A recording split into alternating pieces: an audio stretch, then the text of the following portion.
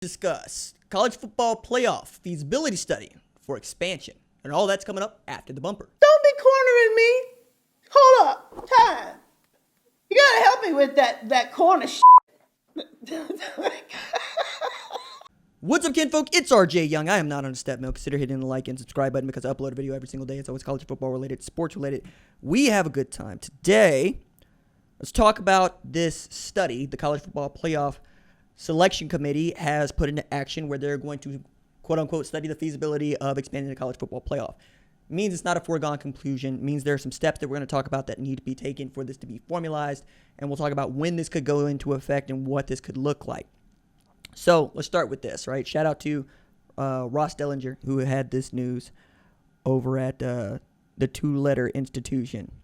So according to him and Pat Forty, College Football Playoff Committee working group is recommending a 12-team playoff, 6 highest-ranked conference champs, and 6 at-large bids. The 4 highest-ranked champs get a bye, with the other 8 playing in the first round in games on campus. That's crucial for me. They need a recommendation, which we don't expect for them to actually get until they meet again in September. We'll get to that. So highlights of the College Football Playoff Selection Committee release that I received, I'll give to you. Earliest it can expand is 2023. The championship game would continue as a neutral site game. The semis and the quarterfinals would be played as bowl games, like Peach Bowl, Fiesta Bowl, Rose Bowl, Cotton Bowl. The first round would happen in a 2-week period after conference title games, which I think are also going to be crucial to the process. The next steps in the process are these. The College Football Playoff Management Committee is going to endorse or not endorse a meeting on June 17th and 18th. We expect that to happen. The College Football Playoff Board of Managers will then have to authorize a feasibility study that would be at a June 22nd meeting. And then the College Football Playoff Board of Managers would meet again in September to discuss the results of the study. So one of the things that I thought was interesting would be to talk about how this would look in practice. And shout out to, Reddit was on it. So Reddit College Football is an awesome subreddit, and I lurked there often enough. Back when I didn't know what I was doing, I would post my videos there, and they would be taken down because I was breaking the rules. No grudges or anything. I still love the site. I still love being over there, and I appreciate the conversation. All right, so if this proposed new playoff system was applied this year, the first round would look like this.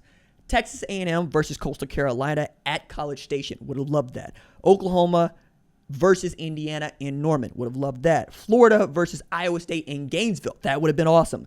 Cincinnati versus Georgia in Cincinnati. Not in Atlanta. Yeah, let's go. And then the byes, of course, would go to Alabama, Clemson, Ohio State, and Notre Dame.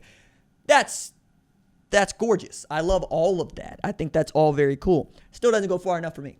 I want a 16-team playoff. There are 10 leagues. I think every league should have a conference championship game. Your conference champion should get an automatic bid, and then you can talk about seeding. But the reason that I don't think this goes far enough is because I want to see more teams have an opportunity to play. And 16 is a number that we all know that we like, even if we don't know that we like it, right? The NHL has 16 teams in its playoff. The NBA has 16 teams in its playoff. Major League Baseball has 16 teams in its playoff.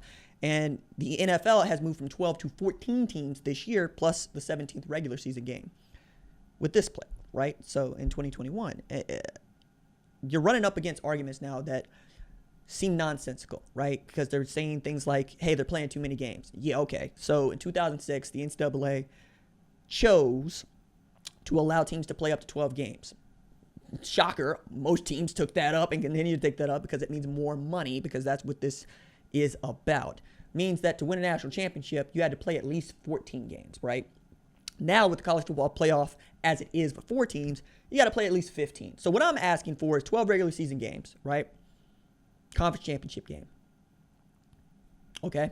And then you play 3 games if you won your conference championship and you get a first round bye because you're one of those 4 best teams, or you play at most 17 games, right? And that's if you take all 12 of those games that are allowed to you.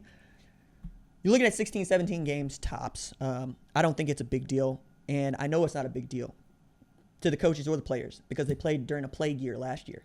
They didn't care. There were a bunch of dudes that opted in, that could have opted out, that didn't. We had enough to play a full season, right?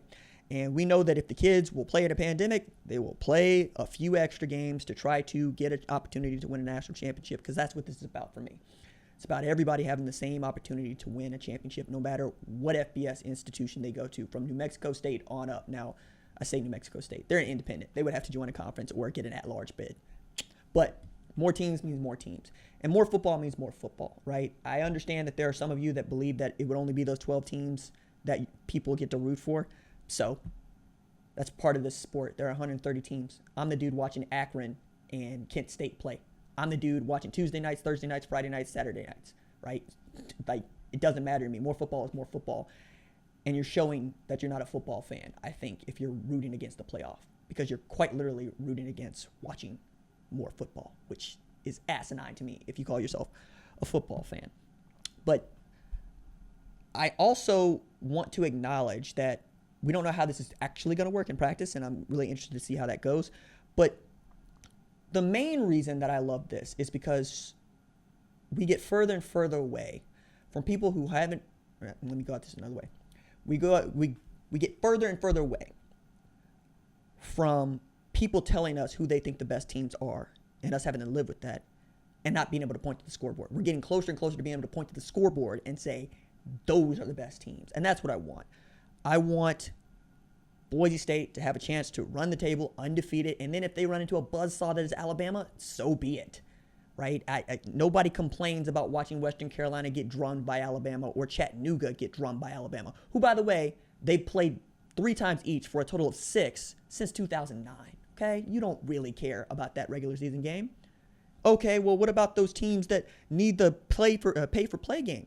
Well, they're going to get that if they make the playoff, right? Because that money is going to be enormous. But if you need to take an Alabama game to field a football team, perhaps you shouldn't use a football team or have a football team, right? That's part of this, right? It strikes to me that so many people that would want to root for, survival of the fittest are also the people going, we need that pay-for-play game. No, you don't. You don't need Georgia playing Mercer or Alabama playing Mercer. You don't need Alabama playing the Citadel. Nobody does, right? Not for our viewing experiences. And if they need to make that money, you need to drop down a level or something to the sort, right? But I don't want to see that happen. And I don't think it's going to happen if we expand the playoff, because there's going to be more money to go around to each one of the conferences that can help buoy each one of the schools. I see this as a win, so much so that I can't wait for the day when we don't actually need a committee to tell us, kind of like the NFL, right? There's no committee saying who gets into their 12 or 14 team playoff. The scoreboard does that. And even in the NFC East, when you have a trash season like 2019, still going to have a division title winner who gets to play, because that's what it is, right? And then let that team be improbable, right? Let that team be the one that sticks out. This is why the NCAA tournament is so much fun. All right. I did this because you asked for it. Now I'm going to go watch my Sooners win a national championship. Yes.